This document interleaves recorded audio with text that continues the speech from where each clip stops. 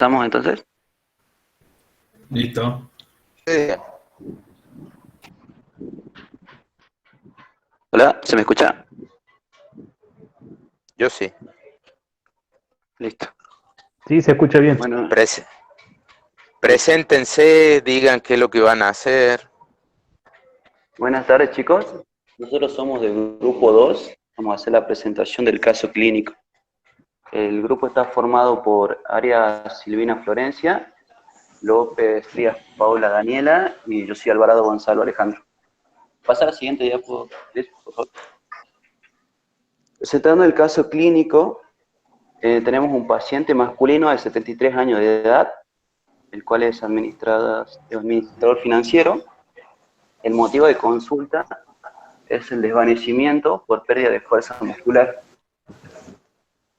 Dentro de los antecedentes que tiene el paciente, es un paciente hipertenso, el cual se encontraba realizando las labores de jardinería cuando experimentó una fuerte cefalea, en la cual presentó posteriormente pérdida de la fuerza muscular, en un hemicuerpo derecho y visión borrosa. Y presentó pérdida de la conciencia.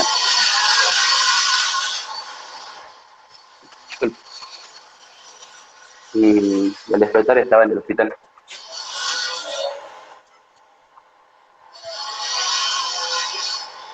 Puede ser ruido, no sé qué. ¿Hola? ¿Se me escucha? Sí. Pasa que había un ruido por eso.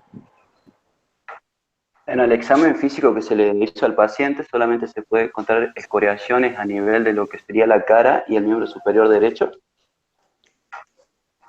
Luego de la internación a los 15 minutos, el paciente lo que refiere es aumento de su cefalea, la cual es de tipo punzada en una región occipital con posterior pérdida del habla. Quiere decir que el paciente ya no contestaba las preguntas de la entrevista de manera verbal. El paciente se encontraba con una cara de aspecto lloroso, respondía a las preguntas con gestos y presentó también relajación de esfínteres anal y uretral. La siguiente. Los posibles diagnósticos sindrómicos, si nosotros pensamos, en primer lugar, en lo que sería un síndrome piramidal, por la misma clínica que presenta el paciente, un síndrome epiléptico, junto también con el síndrome hipoglucémico, por el hecho de la pérdida de conciencia que presentó el paciente. Síndrome hipertensivo, por los antecedentes patológicos que tiene el paciente de hipertensión arterial.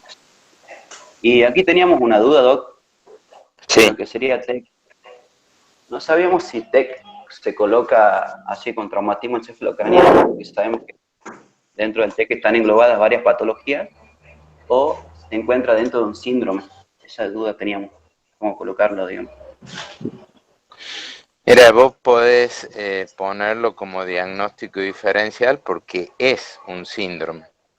El Accidente TEC es un síndrome. cerebrovascular es otro síndrome. Porque acá en realidad el gran síndrome que ustedes están hablando es que el paciente tiene pérdida de la conciencia y foco neurológico.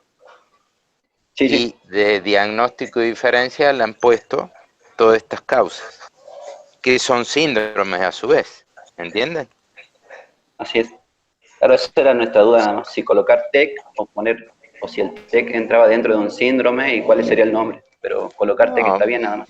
está que está bien, a veces yo pongo como síndrome hemoptisis, porque Ah, ya bien. hemoptisis es todo un síndrome, un conjunto de síntomas y signos, y a su vez te obliga a un diagnóstico diferencial.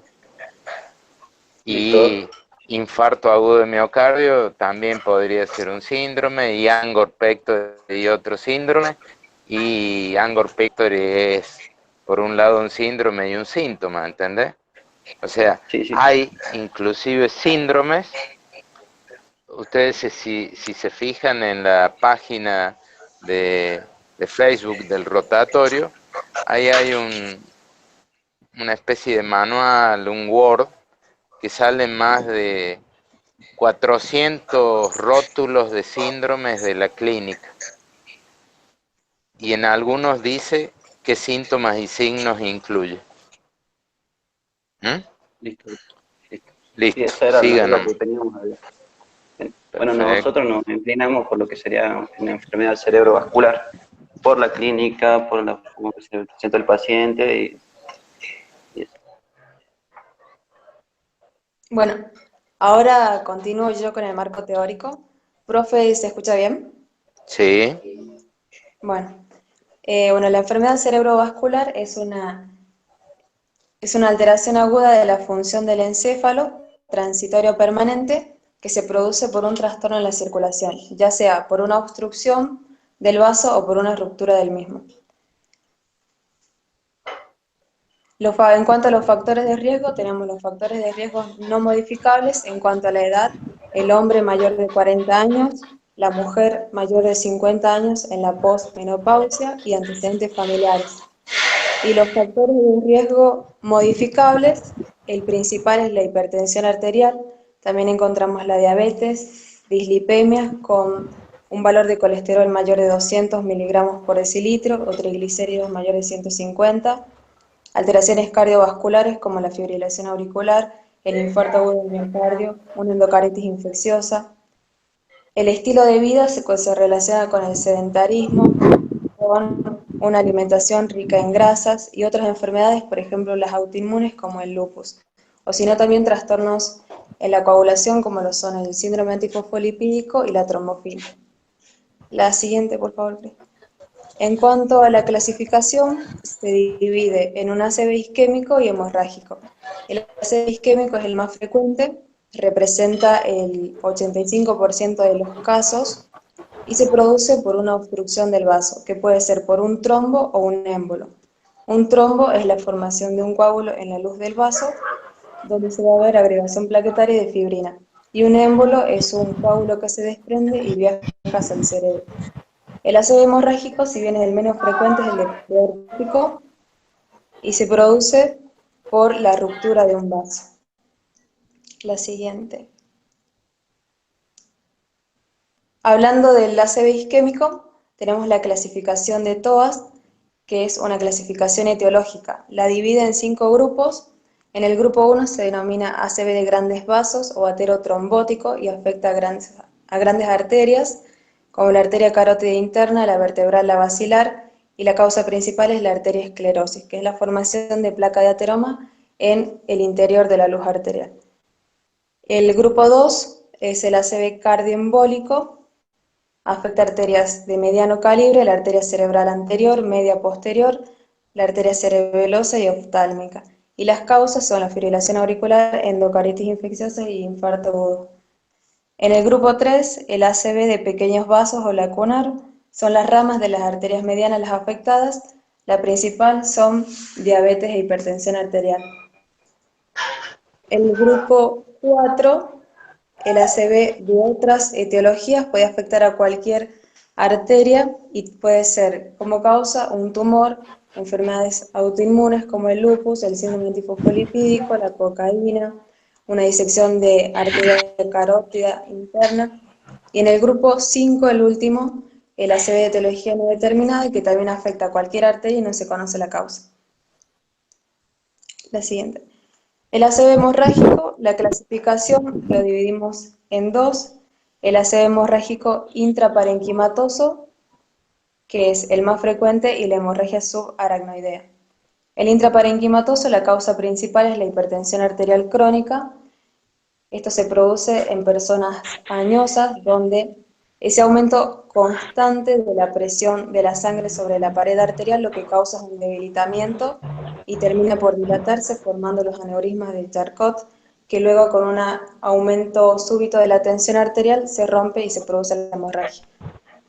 La angiopatía amiloide también es propia del envejecimiento y se caracteriza por el depósito de sustancia amiloide en la pared del vaso. También tumores, porque la presencia de un tumor al crecer erosiona el vaso y lo rompe. Fármacos como el uso de anticoagulantes, antiagregantes, drogas simpático-miméticas, la cocaína, heroína que aumenta la tensión arterial y la ruptura de una malformación arteriovenosa. En cuanto a la clínica, estos pacientes tienen cefalea holocraneana, es una cefalea muy severa, de inicio súbito y que no calma con analgésicos, se produce porque hay un aumento de la presión intracraneal. También tenemos alteración de la conciencia, estupor, coma, hemiplegia facio-brachiocrural, contralateral y convulsiones. Las convulsiones se producen porque al haber una irritación neuronal, hay una descarga de las neuronas que aún se encuentran sanas. La hemorragia subaracnoidea es una colección de sangre entre la aracnoides y la pía madre, o sea, en el espacio subaracnoideo. Las causas son una ruptura de un aneurisma, una ruptura de malformación arteriovenosa. La clínica, el paciente tiene un síndrome meningio, donde tiene cefalea holocraniana, también es muy severa, muy intensa, de carácter opresivo, fotofobia y rigidez de nuca. El síndrome meningio se produce porque la sangre está circulando con el líquido cefalorraquídeo en el espacio subaracnoideo. También tenemos alteración de la conciencia, síntomas motores y sensitivos y afasia.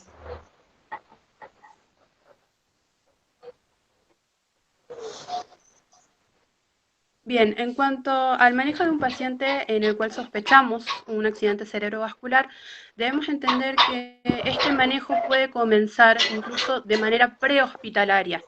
Para esto se han creado escalas, la escala de Cincinnati es la más conocida, en la cual yo le pido al paciente que sonría, que diga una frase y que levante ambos brazos.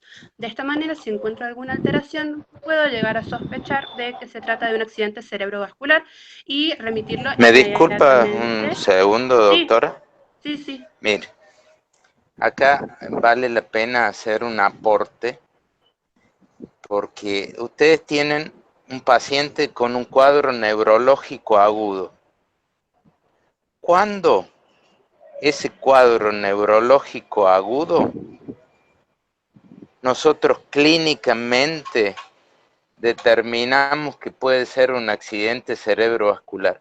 ¿Cuál es el patrón clínico que te hace pensar que el paciente no es que tenga cualquier foco neurológico, sino que tiene un accidente cerebrovascular? ¿Se entendió la pregunta? Y depende de la arteria afectada, Doc, porque por ejemplo, en el caso de una afección de la cerebral anterior, vamos a encontrar más trastornos de la conciencia, de la Está bien, conducta. pero me respondiste una cosa, pero no me estás respondiendo lo que yo te estoy preguntando. Me has respondido que siempre hay un territorio afectado arterial. Y eso es la respuesta que lleva a que yo te haga la síntesis para todos los cuadros. No importa la arteria afectada, siempre el territorio neurológico responde a un territorio vascular.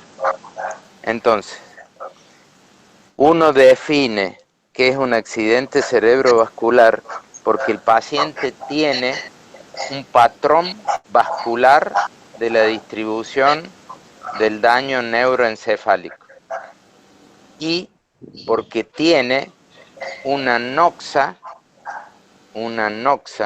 y mecanismo fisiopatogénico donde existe un daño previamente arterial o vascular y secundariamente encefálico.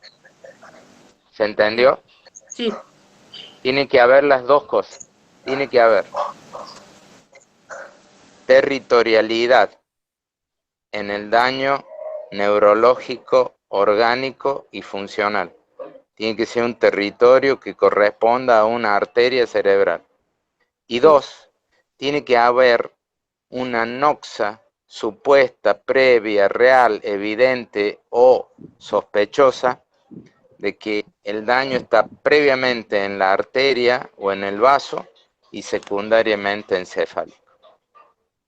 Porque si yo tengo, por ejemplo, un traumatismo de cráneo, yo no tengo que decir que tengo accidente cerebrovascular.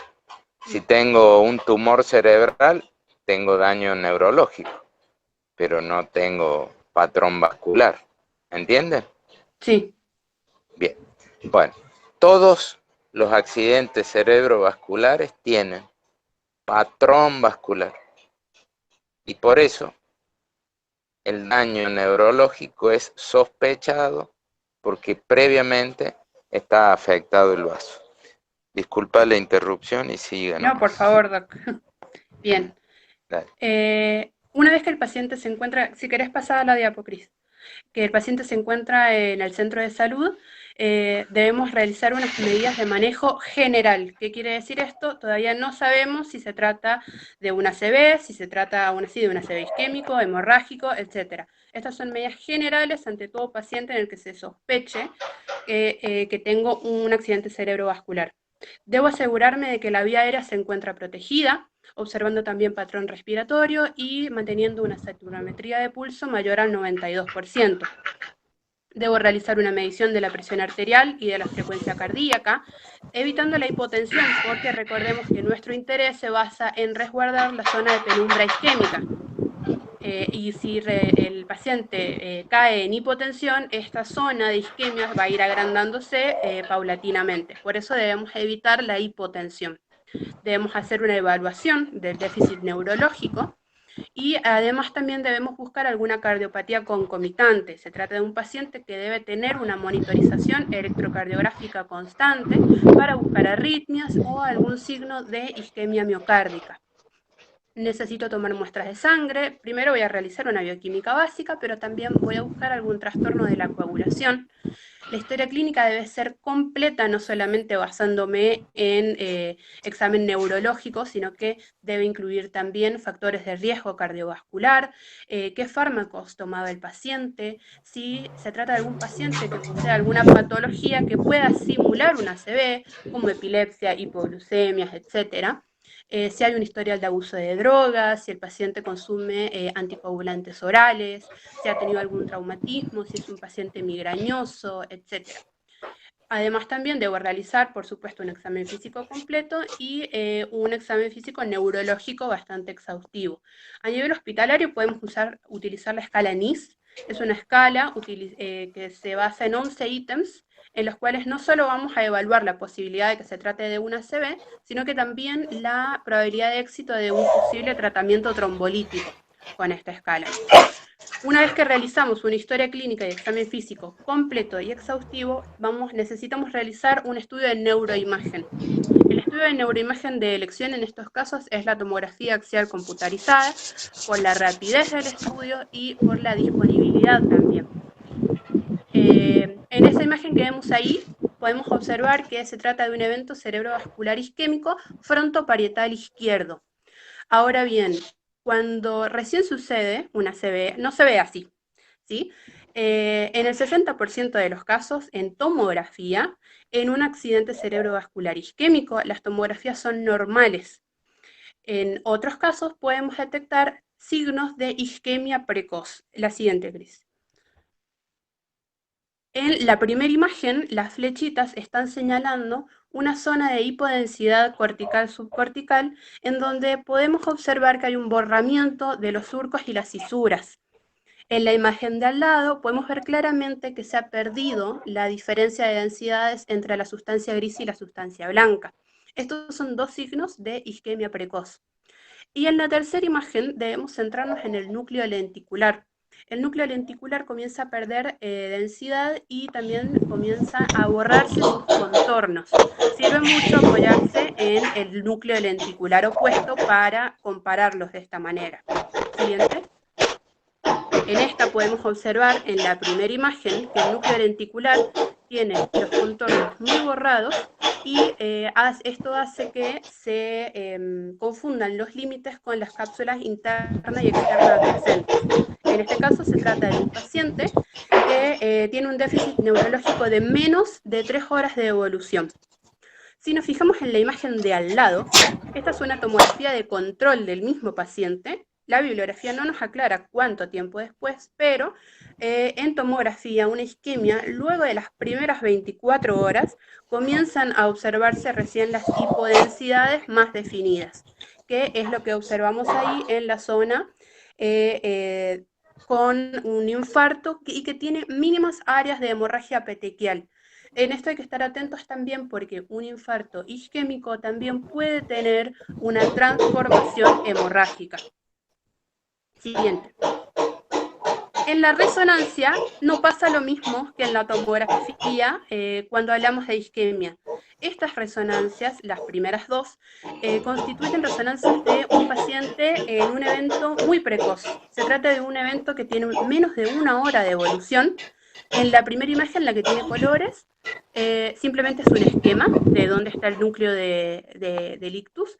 Y en la segunda imagen sí lo podemos observar a un área hiperseñal de difusión correspondiente al núcleo del infarto. Ahora, la tercera imagen es la misma, o sea, es del mismo paciente, pero como podemos observar, el núcleo ya está más chiquito. Esto es porque es una resonancia que se tomó post tratamiento trombolítico. Y se puede observar claramente cómo ha disminuido el núcleo de hiperseñal del infarto. Siguiente. Ahora, en cuanto a los hematomas, como les mencioné en un primer momento, la TAC es el tratamiento de elección, el estudio de neuroimagen de elección para un accidente cerebrovascular, sobre todo con la facilidad con la que podemos observar sangrados, ¿sí? Lo primero que vamos a realizar con una tomografía es diferenciar si se trata de un ACV isquémico o uno hemorrágico, porque el hemorrágico se ve inmediatamente.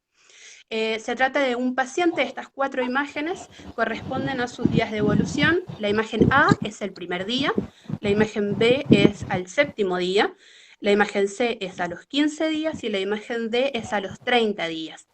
Podemos observar cómo el hematoma va perdiendo densidad, pero el edema perilesional, si lo ven en la imagen B y en la imagen C, va aumentando un poco para luego ir disminuyendo en la imagen D. Vean en la imagen D cómo el hematoma prácticamente ya está isodenso respecto al parénquima cerebral y el edema perilesional también ha disminuido. ¿Sí? Entonces, en un ataque, en un caso de hemorragia, la sangre se ve hiperdensa y va perdiendo densidad conforme van pasando los días. Siguiente, Cris. Ahora, en una resonancia, esto también cambia. ¿Por qué? Porque acá tenemos que tener en cuenta todos los cambios que va sufriendo la hemoglobina conforme va pasando el tiempo. En resonancia podemos identificar los tipos de hematomas según su tiempo de evolución. En la primera imagen observamos un hematoma hiperagudo. Esto significa que esta imagen es sacada el mismo día que le ocurrió el evento al paciente. En la imagen de arriba observamos que es prácticamente isodenso respecto al parénquima cerebral y esa es la secuencia T1. Y en T2, un hematoma hiperagudo, se ve hiperintenso, resonancia de 100 intensidades, se ve hiperintenso. Luego, la segunda imagen se trata de un hematoma agudo. Es un hematoma que, esta imagen corresponde entre el primer y el tercer día de evolución. Observamos cómo en T1 está discretamente hipointenso, pero en T2 está francamente hipointenso, ¿sí? En la tercera imagen se trata de un hematoma subagudo tardío. Esta imagen ha sido sacada entre los 8 y los 14 días de evolución y vemos como en ambas secuencias la sangre se ve bien hiperintensa, en ambas secuencias. Y por último, en las últimas imágenes tenemos un hematoma crónico. Se ve bastante chiquito, pero básicamente en ambas intensidades se ve hipointenso. Es importante destacar que esta hiperintensidad que adquiere el hematoma subagudo tardío es por la liberación de la metahemoglobina del glóbulo rojo, que esto es captado por el resonador.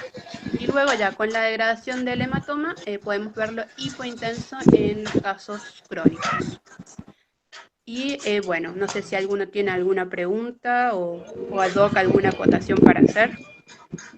Sí, tengo para hacer, pero quiero escuchar a los chicos.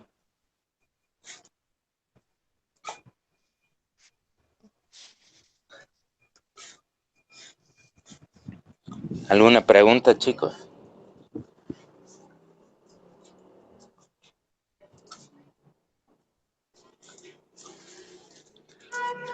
Bueno, en concepto, lo que les quería decir que siempre se solicita una tomografía computada del cerebro apenas llega el paciente y se mide la cantidad de tiempo que ha pasado desde que comenzó sus síntomas hasta el momento del diagnóstico tomográfico, y eso nos va a dar un tiempo que nos va a servir en el caso del ACV isquémico para definir si le vamos a hacer tratamiento trombolítico. Sí, no Si sabíamos hacemos el... si meternos mucho con eso porque es como más manejo neurológico, entonces por eso no sabíamos si hablar bien de tratamientos trombolíticos y manejo específico del ACV tanto isquémico como el hemorrágico.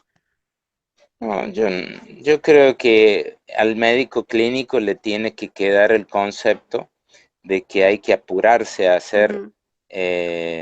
La primera tomografía y hay que apurarse en internar en un lugar donde haya la complejidad como para hacer el tratamiento trombolítico, en el caso que se sospeche que sea un ACV isquémico, porque si uno actúa antes de las primeras 6 horas, la posibilidad de disminuir la masa encefálica que vaya a morirse y que termine con síntomas de foco va a ser menor que aquella que la dejamos a la evolución natural. Por supuesto, tiene que ser hecha en un centro que maneje la Exacto. complejidad del tratamiento trombolítico y que tenga angiografía y que tenga también tomografía, Sí, por en las tiempo de dudas. cerebro, dicen. Claro, exactamente. Lo mismo que ocurre en el infarto agudo de miocardio. Ujú. Antes se pensaba de que eh, había como un tiempo de evolución de 24 horas porque había muchos accidentes cerebrovasculares que eran llamados transitorios y que se pensaban de que no había daño. En realidad se ve que cuando pasa más de una hora de isquemia ya quedan daños neurológicos. Entonces cambió el concepto de accidente cerebrovascular isquémico. Antes nosotros decíamos que el accidente cerebrovascular isquémico era aquel paciente que tenía síntomas transitorios, funcionales, y que después revertía ad integrum su sintomatología antes de las 24 horas, Sí, pero que duraba 24 horas. Ahora se sabe que eso no tiene que pasar de una hora, porque si el claro. paciente tiene más de una hora de síntomas, seguramente alguna célula ha fallecido y a veces es difícil de verla en una tomografía, pero en la resonancia y sobre todo en la angioresonancia se han dado cuenta de que estos pacientes con más de una hora de isquemia, algún territorio le quedó con una lesión definitiva. Ahora ya no quiero hablar más. Sigan, ¿no?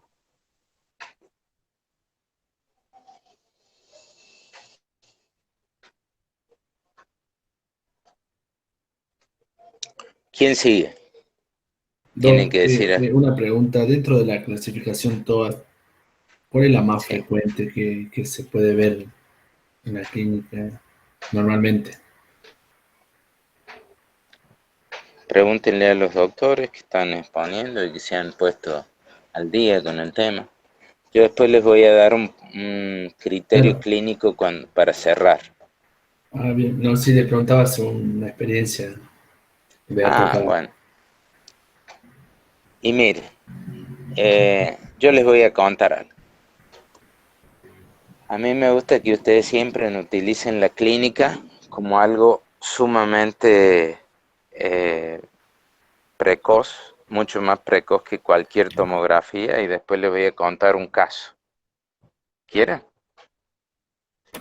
Bueno, Bueno, mire, el accidente cerebrovascular isquémico es el más frecuente. De todos, es el más frecuente. El isquémico puede ser isquémico arterioesclerótico, que es trombótico también llamado, y el isquemio por embolia.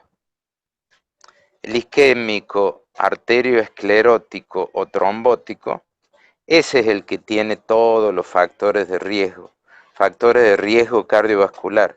¿Qué es lo que es un factor de riesgo cardiovascular? Ya lo hemos dicho, creo. ¿Qué es lo que es un factor de riesgo cardiovascular? ¿Cuál es el concepto de factor de riesgo cardiovascular?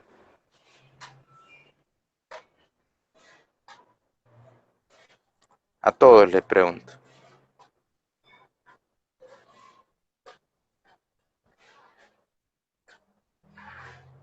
Chicos, contesten. Son aquellos caracteres que eh, hace que el paciente esté más propenso a desarrollar una enfermedad, según el grado de obesidad, según el grado de Pero ¿qué hipertensión. enfermedad? ¿Qué Por, enfermedad? por ejemplo, en este caso de ACV, No, no es riesgo de ACV, riesgo de infarto, riesgo de cualquier cosa. ¿Es riesgo de qué? Puede ser que esté relacionado a la modificación anatómica de los vasos arteriales. Por ejemplo, si se engrosa la túnica ¿Qué tipo íntima, de...? ¿esa? Bueno, arteriosclerosis, eso es lo que me tienen que decir. Es todo aquel factor que conlleva a una arteriosclerosis acelerada. Eso es factor de riesgo. No es factor de riesgo para insuficiencia cardíaca, no es factor de riesgo para ACV, no es factor de riesgo para hipertensión, no, es factor de riesgo para arteriosclerosis acelerada y todas las complicaciones de la arteriosclerosis. Entonces, puede tener trombosis cerebral y accidente cerebrovascular isquémico, no cualquier accidente cerebrovascular. Puede tener un infarto agudo de miocardio o angor pectoris relacionado a la cardiopatía isquémica arteriosclerótica, no cualquier infarto, no cualquier angor. Puede tener obstrucción arterial, pero la obstrucción arterial relacionada a la arteriosclerosis, no a una, por ejemplo, vasculitis, ¿entienden? Entonces no es que tenga aumentado el riesgo de daño cardíaco o arterial, no, está aumentada la velocidad del proceso arteriosclerótico y está aumentada la posibilidad de tener complicaciones arterioscleróticas. Todas esas situaciones, si aceleran o aumentan la arteriosclerosis, son factores de riesgo cardiovascular. Si no, no. Entonces, estos pacientes con ACV trombótico, isquémico trombótico, tienen arteriosclerosis cerebral y tienen factores de riesgo. Son pacientes añosos, suelen ser hipertensos, tienen dislipemia, tabaquismo, diabetes, tienen antecedentes personales de arteriosclerosis en otras arterias, tienen manifestaciones previas de lesiones arteriales, etcétera, etcétera. Tienen antecedentes familiares de toda esta situación. El otro patrón del ACV isquémico, el trombótico, tiene que tener una cardiopatía trombogénica. Entonces acá, el paciente epidemiológicamente es totalmente distinto. Para poder tener una embolia, tiene que tener un foco embolígeno. Entonces, este paciente es un paciente que tiene o endocarditis bacteriana, o fibrilación auricular, o un aneurisma de la punta del ventrículo izquierdo, o tiene dilatación de cualquier causa de la aurícula izquierda, o tiene prolapso de la válvula mitral con un problema en la válvula mitral. Ustedes ven que estoy hablando absolutamente de afecciones del lado izquierdo. También puede tener una miocardiopatía congestiva bilateral, pero este caso va a ser embolias a todos lados e incluso a nivel cerebral. Y el paciente que tiene una embolia cerebral está propenso a hacer embolia en cualquier lado.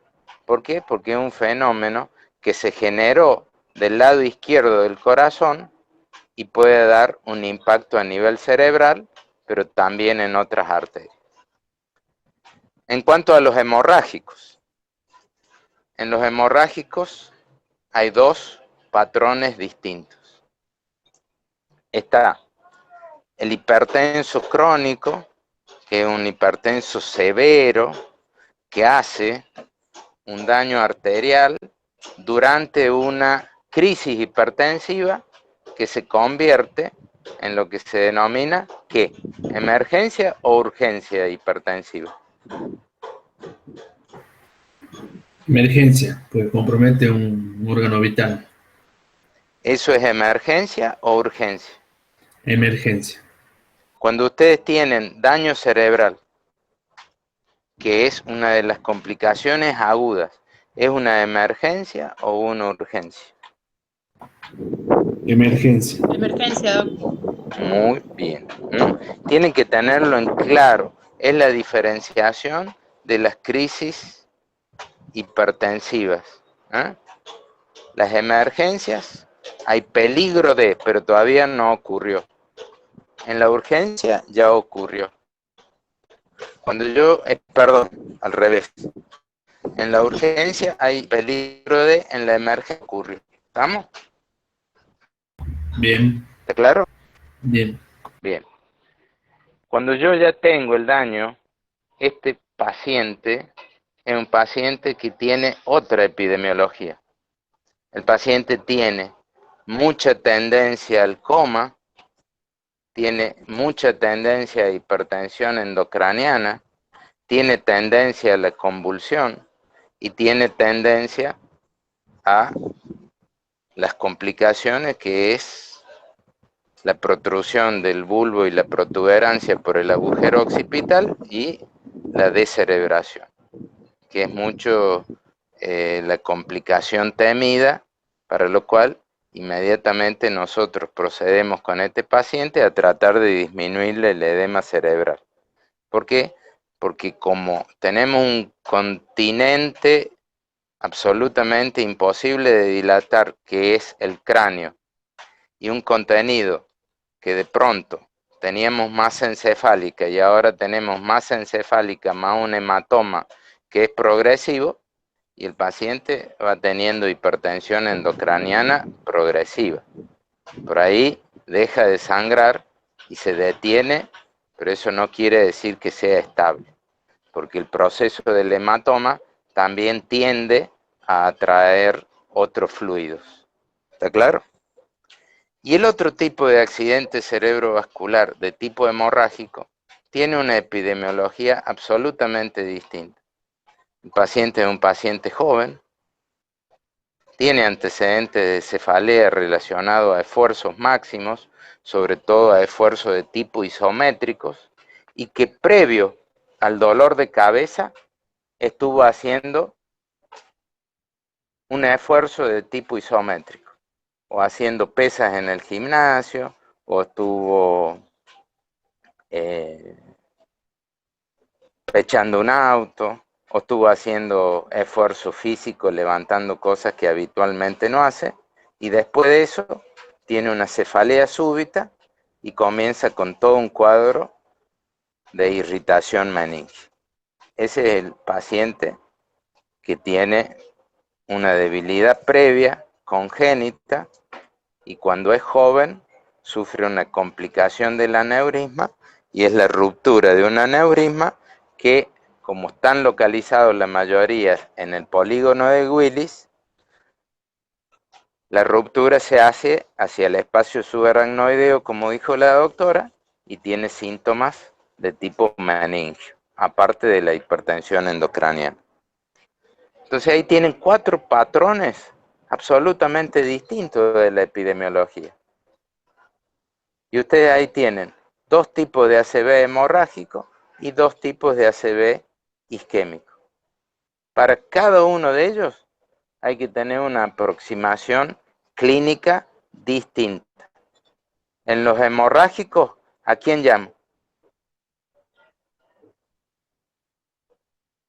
A un neurocirujano. Muy bien. Lo interno en un lugar donde haya angiografía y donde haya un neurocirujano. ¿Y el otro? El isquémico y el embólico. Uno va a tener que tener Intensivista. trombolítico y el otro va a tener que tener un tratamiento anticoagulante. ¿A dónde tengo que internar? COUT y profe. Muy bien, un paciente que requiere tratamiento que hacen los terapistas. ¿Eh? No lo hace el neurólogo. Ustedes piensan que el tratamiento anticoagulante o el tratamiento trombolítico lo hace el neurólogo. No, lo hace el hemodinamista con apoyo de la gente de terapia. O a veces solamente el médico de terapia, pero tiene que tener manejo de terapia intensiva y el paciente tiene que quedarse en unidades de cuidados especiales.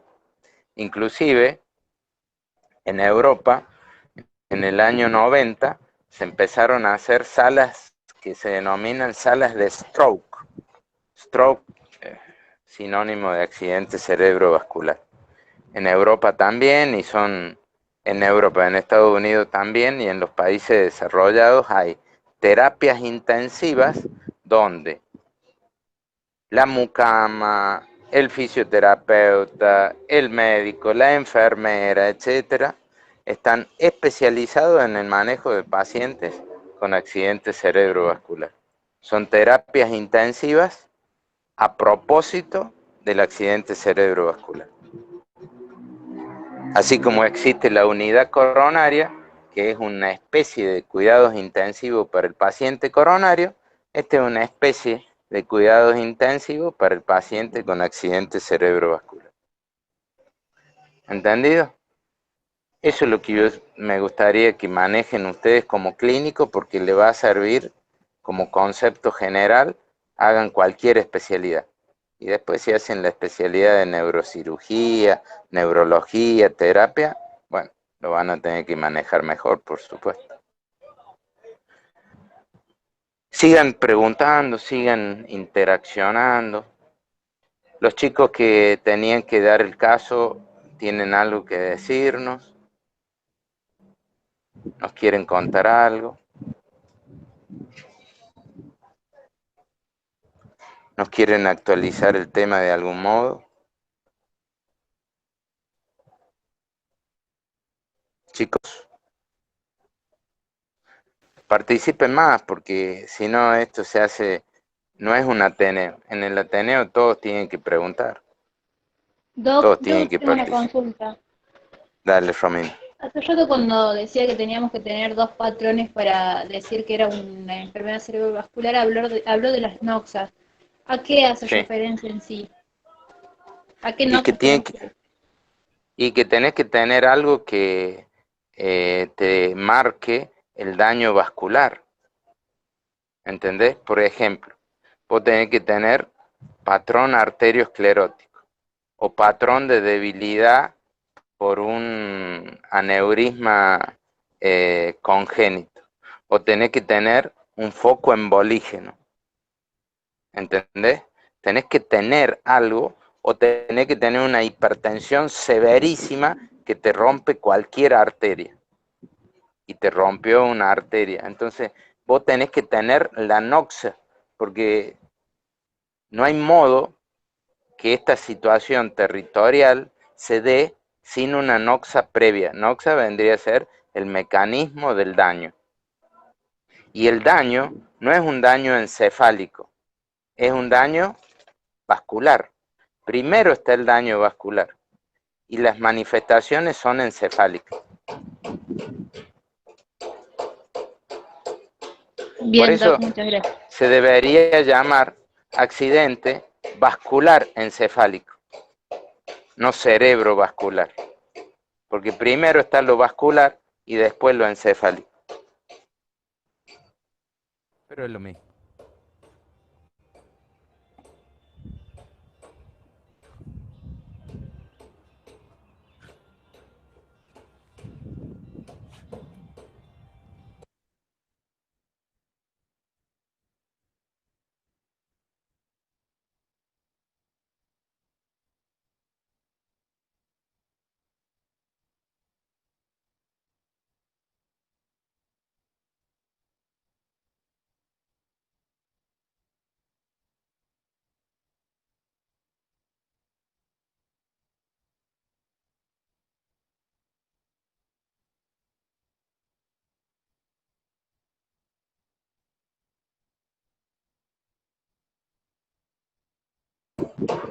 Bueno,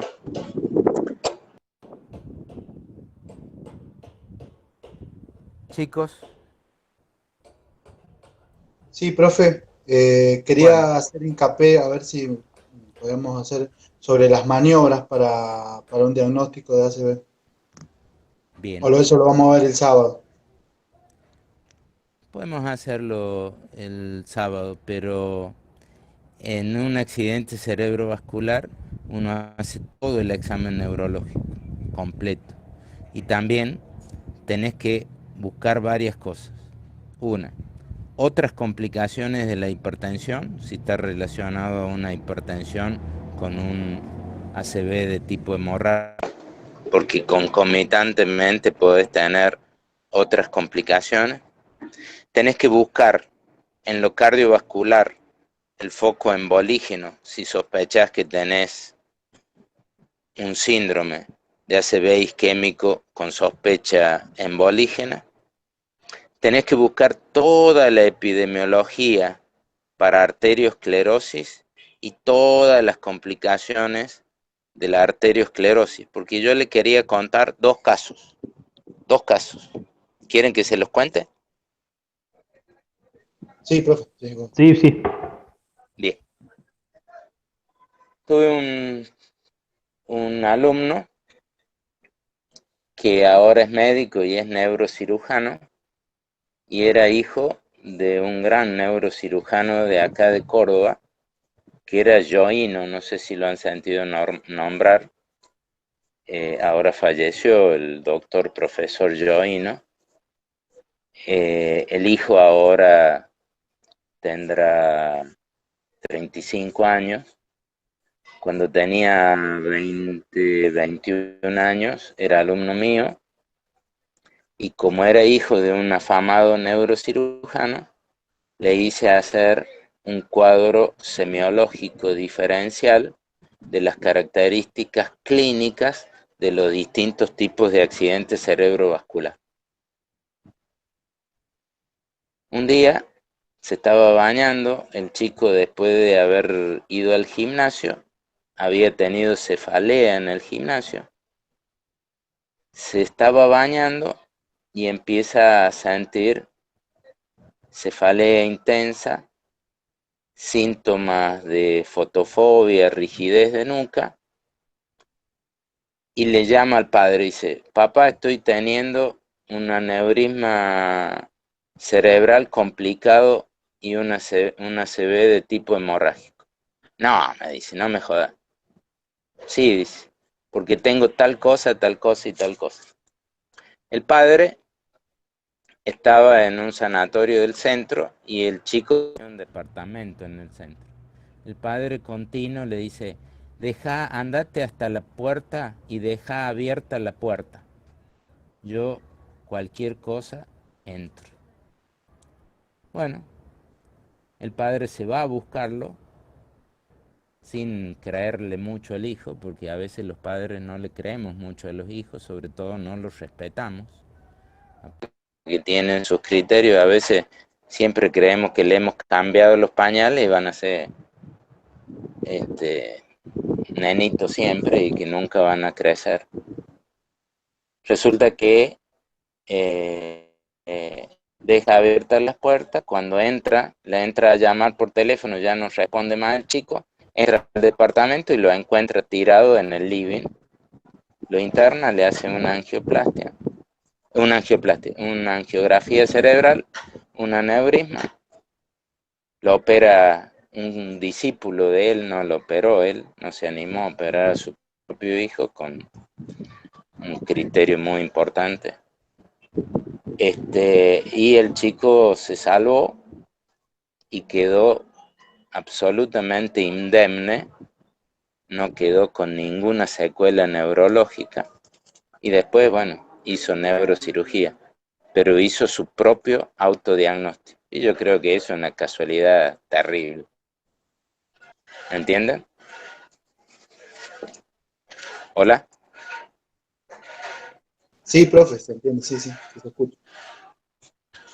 Pero él respetó lo que había aprendido y había respetado el diagnóstico sindrómico y le había dado valor a los síntomas signos guión.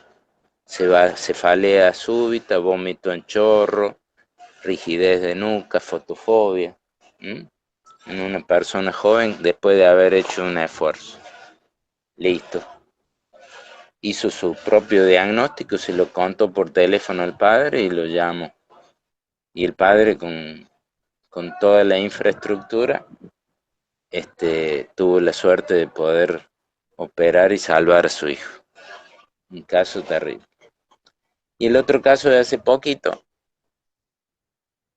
una mujer hace un episodio, mamá de una médica, hace un episodio transitorio de un foco neurológico facio-brachiocrural. Le duró 40 minutos, se restituye ad integrum, me viene a ver, le encuentro foco carotidio, con un soplo a nivel carotidio. Tiene un soplo a nivel aórtico, tiene un soplo en la arteria renal del lado izquierdo y tiene obstrucciones varias en las arterias de los miembros inferiores con disminución de los pulsos tibial posterior y pedios bilaterales. La sospecha de que tenía una obstrucción carotidia que le estaba dando el daño neurológico porque justamente el soplo era del lado izquierdo y ella tenía manifestación neurológica del lado derecho. Entonces, ¿qué tengo que hacer?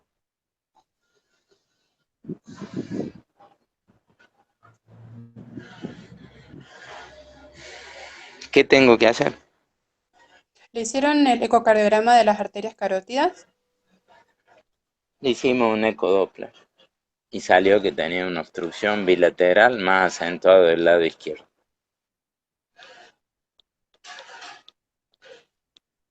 Y tenía indicación de una angioplastia de la carótida. ¿Pero qué hice ¿Se le yo? pone un stent en ese caso? Bueno, eso es la indicación, pero ¿sabes qué? Antes de eso, vos tenés que ver cómo están las coronarias. ¿Por qué?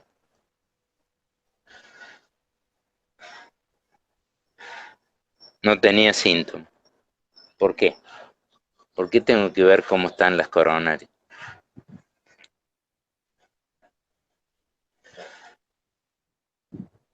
A ver, ¿qué escucharon del cuadro clínico? ¿Qué escucharon del examen físico?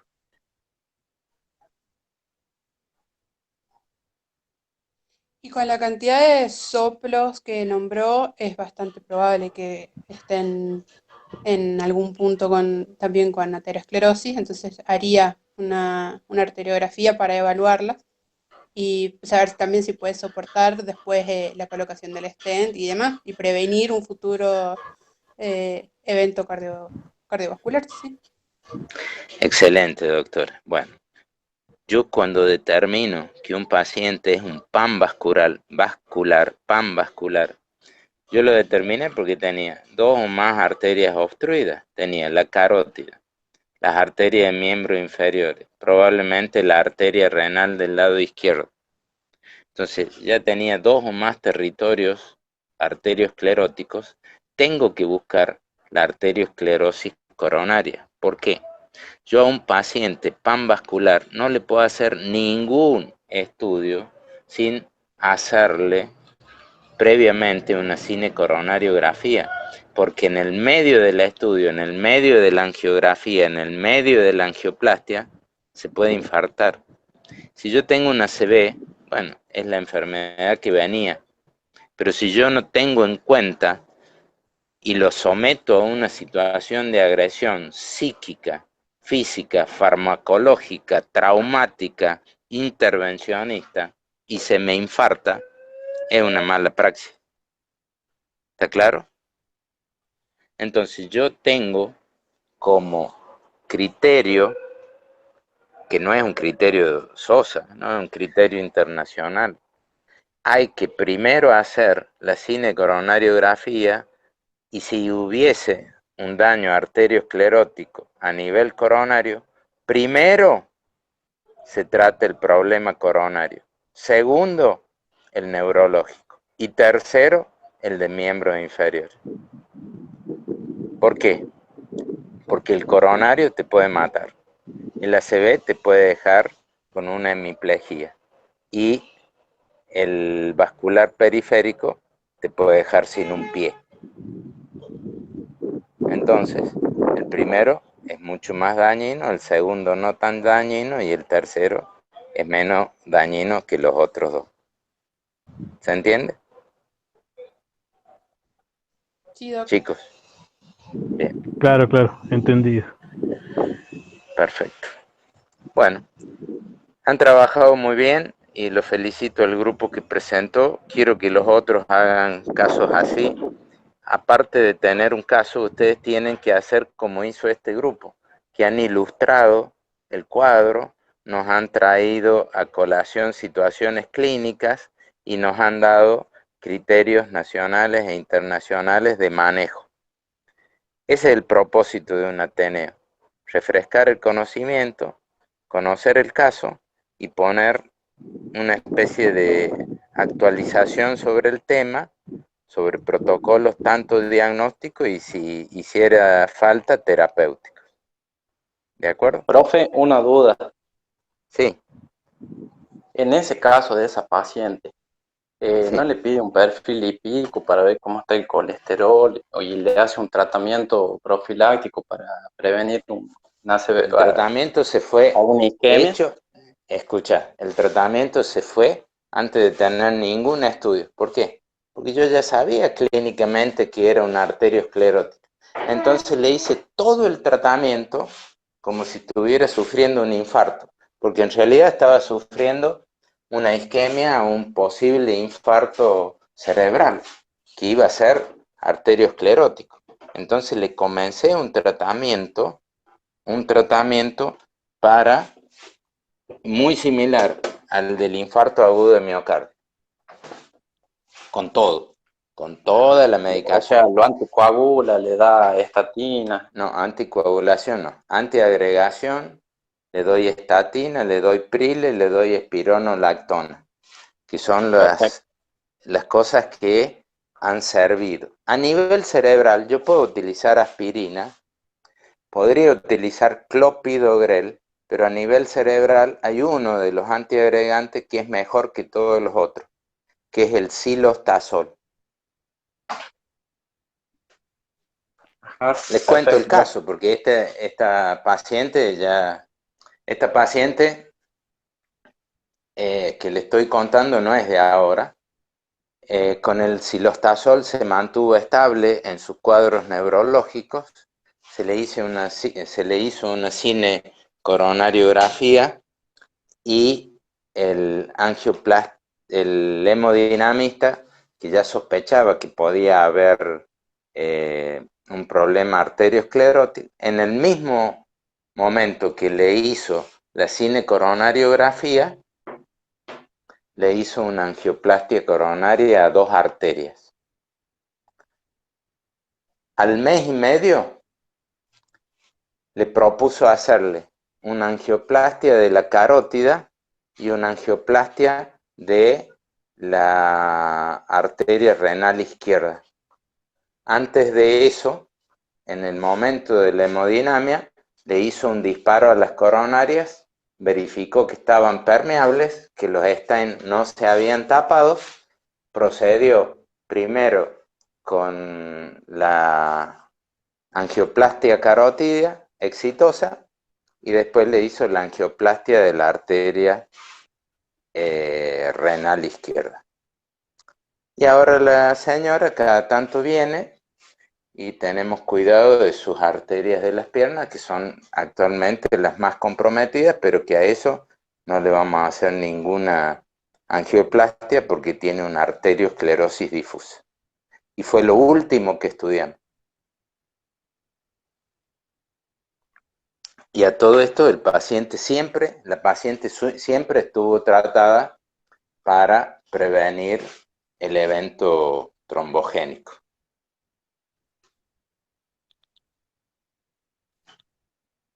¿Listo? De 10, profe, de 10. Bueno, ¿alguna pregunta, duda o cerramos ya? Mañana a las 10 vamos a ver maniobras cardiovasculares. ¿Ok? De 10, profe. Bueno, un abrazo para todos. Que anden bien. Gracias, Un profe. abrazo. Hasta Hasta luego. luego.